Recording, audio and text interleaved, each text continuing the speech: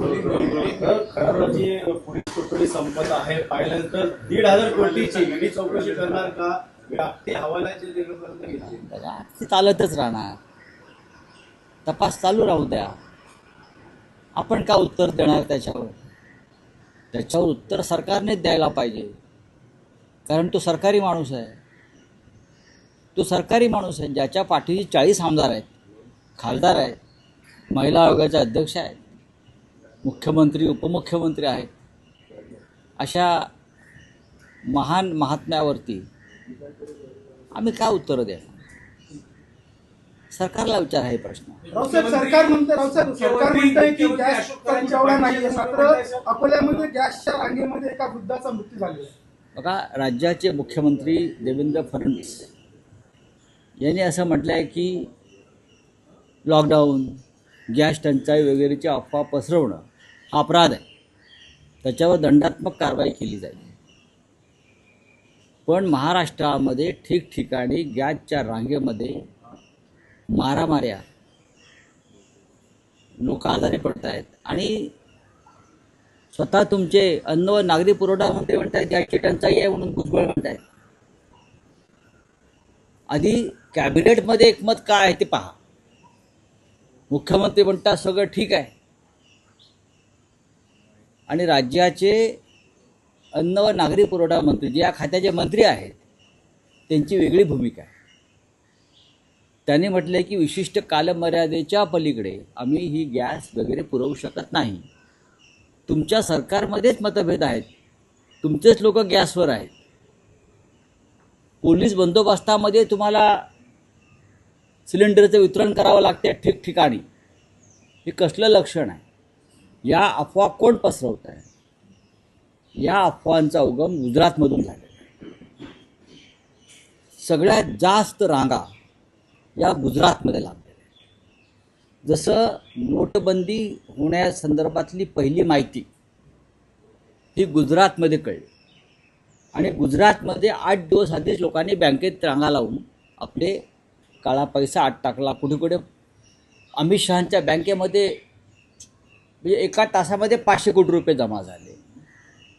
त्या राज्यामध्ये गुजरातचे गृहमंत्री आणि प्रधानमंत्री असल्यामुळे त्यांना ही बातमी लवकर कळते. गुजरातमध्ये ज्या रांगा लागलेल्या आहेत त्याच्यामुळे महाराष्ट्रामध्ये जास्त लॉकडाऊन लागेल, टंचाई होणार आहे. हे गुजरातवरून आलेलं हवा आहे, बरोबर आहे. गुजरातमधल्या रांगा जर आपण पाहिल्यात पेट्रोल पंपावरच्या किंवा गॅस, तर मोठे मोठे पाण्याचे ड्रम घेऊन लोक रांगेत उभे आहेत. पहा तुम्ही चित्र. तर जर गुन्हा दाखल करायचा असेल मुख्यमंत्र्यांनी तर गुजरात राज्याविरुद्ध करावा की देशभरामध्ये टंचाईची अफवा पसरवल्याबद्दल. अशोक खरातच्या मागे मोठी मंडळी आहेत, सरकार आहे, मुख्यमंत्री आहे, 40 आमदार आहेत. थोडक्यात सरकार अशोक खरातच्या मागे असं म्हणतात. सरकार जर अशोक खरातच्या मागे नसतं तर हे जे 40 आमदार, खासदार, मंत्री जे तिथे सेवा करायला जात होते त्यांची यादी सरकारने जाहीर केली असती. भोंदूबाबापेक्षा भोंदूबाबाला प्रतिष्ठा देणारे राज्यकर्ते आणि राजकारणी अधिक महत्त्वाचे असतात, अधिक गुन्हेगार असतात. लक्षात घ्या. भोंदूबाबा तर आहेच, पण त्या भोंदूबाबाच्या चरणाशी जाऊन सेवा करणारे जे आहेत, विधी करणारे जे आहेत, त्या राज्यकर्त्यांना अधिक अपराधी मानायला पाहिजे. त्याच्यामुळे अशा सगळ्यांची यादी जाहीर व्हायला पाहिजे. तुम्ही इतर गुन्ह्यामध्ये सहआरोपींची नावं देता ना, पोलीस देतात ना. इतर लहान सहान गुन्ह्यामध्ये, मोठ्या गुन्ह्यामध्ये गुन्हेगारांना मदत करणाऱ्यांची नावं देतात, त्यांना अटक करतात, त्यांना चौकशीला बोलवता. इथे दीपक केसरकरांना बोलवलं चौकशीला, तटकरांना बोलवलं चौकशीला, रुपाली चाकणकरांना बोलवलं चौकशीला, उपमुख्यमंत्री एकनाथ शिंदेंना बोलवलं चौकशीला, राधाकृष्ण विखे पाटील यांना बोलवलं चौकशीला. विचारा तर खरंच मी तिथे का गेला होतात, तुम्ही कोणते विधी केलेत, त्यातून तुम्हाला काय फायदा झाला, तुम्ही त्यांना किती पैसे दिलेत, पैसे कुठून आणलेत. पोलिसांना जर काही प्रश्न विचारण्याला अडचण असेल तर मी त्यांना प्रश्नावली निर्माण करून देतो. पण सरकार जर पाठीशी नसेल, प्रश्न विचारला पाहिजे की अमित शहा यांच्यापर्यंत अशोक खरातला कोण घेऊन गेलं? अमित शहा यांच्यापर्यंत अशोक खरातला कोण घेऊन गेलं? चंद्रकांत दादा पाटील यांच्यापर्यंत अशोक खरात कसा पोचला? फोटो कोणी कोणाबरोबर काढू शकतो असं मुख्यमंत्री म्हणतात. मी मुख्यमंत्र्यांच्या मताशी पूर्ण सहमत आहे. तरीही माझा प्रश्न आहे, आपण राज्याचे मुख्यमंत्री आहात, अशोक खरातसारखा भोंदू बाबा राज्याच्या मुख्यमंत्र्यांपर्यंत कसा पोचला? हे देवेंद्रजींकडे कोणीतरी मध्यस्थ आहे, कोणीतरी दलाल आहे जे या सरकारमध्ये सत्तेमध्ये या भोंदू बाबाला प्रतिष्ठा देतं. अशोक खरात मंत्रालयामध्ये कसा पोचतो, कसा पोचला? अशोक खरात अनेक मंत्र्यांच्या कामात कसा हस्तक्षेप करू शकत होता? माहिती द्या ना आम्हाला. नुसते त्याचे ते व्हिडिओ पोलीस घेऊन चाललेत आणि कायद्याचा बालेकिल्ला अमुक अमुक जिल्हा, हा तपास फक्त एका व्यक्तीपुरता मर्यादित नसून महाराष्ट्राच्या प्रतिष्ठेशी संदर्भात आहे.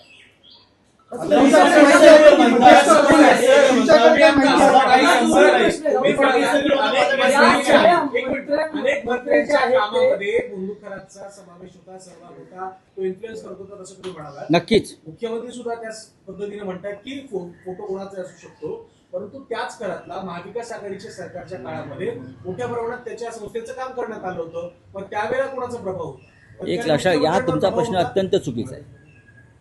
हा तुमचा प्रश्न चुकीचा आहे. गुन्हा घडलाय त्या काळापासून मी हा विचार आपण केला पाहिजे. गुन्हा कधी घडलेत हे साधारण 1 वर्षभरातले हे गुन्हेगारीचं स्वरूप आहे. 1 वर्षभरात बरोबर आहे. आता गवत कोणी लावलं, पाणी कोणी दिलं, हे काय प्रश्न नाही आहेत ना. पाणी कोणी दिलं, गवत कोणी लावलं, फुलझाडं कोणी लावली. मुळात असं आहे, तिथे अशा प्रकारे जाऊन गेल्या 2 वर्षामध्ये कोणते मंत्री, कोणते आमदार, कोणते खासदार त्या बुवावादीला प्रतिष्ठा देत होते. महाविकास आघाडीच्या काळामध्ये काय झालं काय नाही या संदर्भात उघड आहे. तुम्ही पाणी दिलं असं म्हणताय, ठीक आहे, तुम्ही बातमी दिली आहे पाणी दिलं आहे. पाणी देणं हा गुन्हा आहे का? एखाद्या संस्थेला अनेक त्यावेळेला रजिस्टर असलेल्या अनेक संस्थांना आताही पाणी दिलं आहे, पूर्वी पाणी दिलं असेल, पण विषय तो नाही आहे. तुम्ही विषयांतर करू नका. माझा प्रश्न आणि माझे उत्तर अत्यंत शार्प आहेत त्या बाबतीत. माझं म्हणणं आहे की तुम्ही आत्ता सत्ताधारी जे मंत्री आहेत, ज्यांच्यामुळे हे सगळं ज्यांच्या काळात हे सगळं शोषणाचं कांड झालं महिलांच्या, ज्यांच्या काळात गुन्हा महत्त्वाचा कोणता आहे? महिलांचं शोषण हा सगळ्यात गंभीर गुन्हा आहे आणि तुम्ही पाण्यावरती जाताय.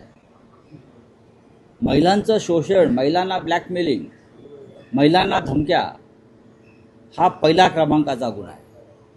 त्यानंतर हे गुन्हे दडपण्यासाठी सरकारने केलेले प्रयत्न, सरकारमधल्या लोकांनी, हा काही पेशा भयंकर गुन्हा आहे.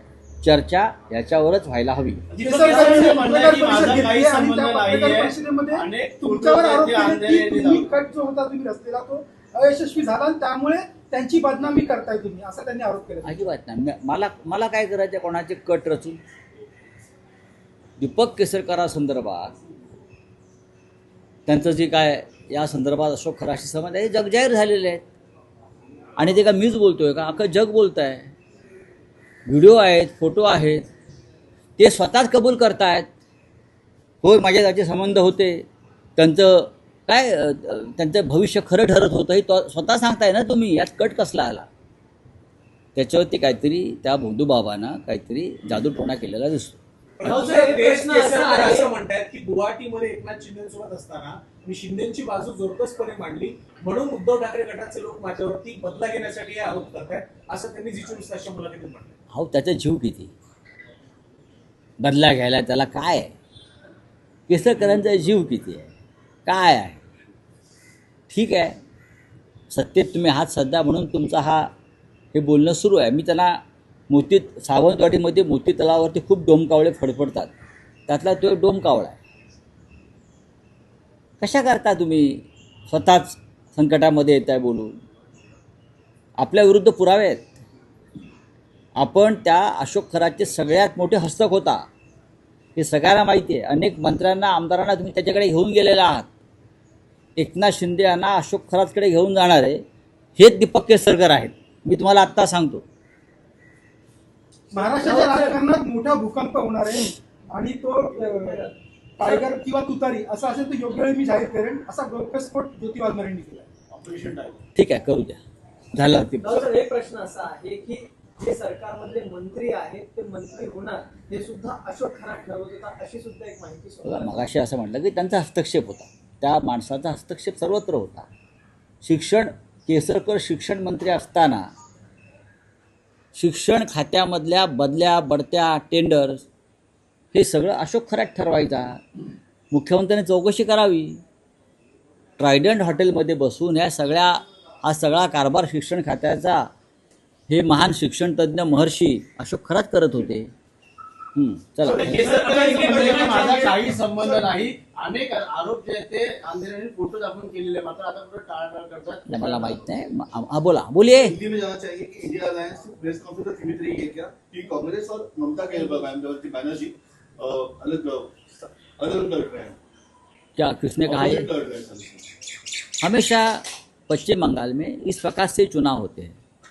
कांग्रेस और ममता बनर्जी ये अलग अलग लड़ते हैं, तो उनका निर्णय है.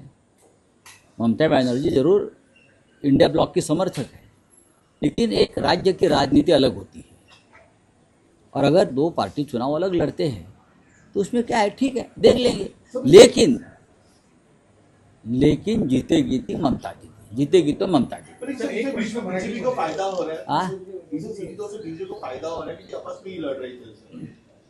ऐसा दोनों को लगता है तो दोनों ने एक साथ बात करके ऐसा कोई एक फार्मूला निकालना चाहिए. अगर लगता है कि बीजेपी को फ़ायदा हो रहा है, ये ममता दीदी को भी अगर मालूम है, कांग्रेस को मालूम है, राहुल जी को मालूम है, तो मैं क्या बोल सकता हूँ. दोनों बैठो और सीट शेयरिंग करो. मुख्यमंत्री कह रहे हैं कि राज्य में कहीं भी गैस की कमतरता नहीं लगी, वहीं उनके मंत्री छप्पन भुजबल कह रहे हैं मैंने अभी उसको 3 जवाब महीने दिया बाद ना. जो है गैस मुख्यमंत्री कहते हैं कि राज्य में कहीं भी गैस की शॉर्टेज नहीं है. अगर जो बोलेगा शॉर्टेज है या अफवाह फैलाएगा उसके खिलाफ दंडात्मक कार्रवाई की जाएगी. लेकिन उनके मंत्री, इनकी जिम्मेदारी है सिविल सप्लाई की, वो बोल रहे हैं कि सिर्फ 3 महीने का स्टॉक है, शायद 3 महीने से कम होगा. तो सबसे पहले आप छगन भुजबल के ऊपर कार्रवाई करिए. सबसे पहले जनता को क्यों धमका रहे हो? सर, खरात प्रकरणात मोका लावला पाहिजे. खरात प्रकरणात मोका लावला पाहिजे. संदीपान भुमरे यांचे जे ड्रायव्हर आहेत त्यांच्यावरती गुन्हा दाखल झालाय. कारण आहे त्यांच्या नावावरती जी शेकडो कोटींची जमीन देण्यात आली होती, त्या संदर्भात अखेर त्याच्यावरती गुन्हा दाखल झाला. त्याचं स्वागत केलं पाहिजे. थेटपणे प्रत्यक्षपणे भुमरेंवरतीच कारवाई होती असं वाटतं. कारण शेकडो कोटींची जमीन ड्रायव्हरच्या नावावर असं आहे की एखाद्या खासदारानं जो मंत्री होता त्याने बेकायदेशीरपणे जमीन लाटली असेल, कागदपत्रामध्ये फेरफार केले असतील आणि त्या संदर्भात जर सरकारनं कारवाई केली असेल तर त्याचं स्वागतच केलं पाहिजे.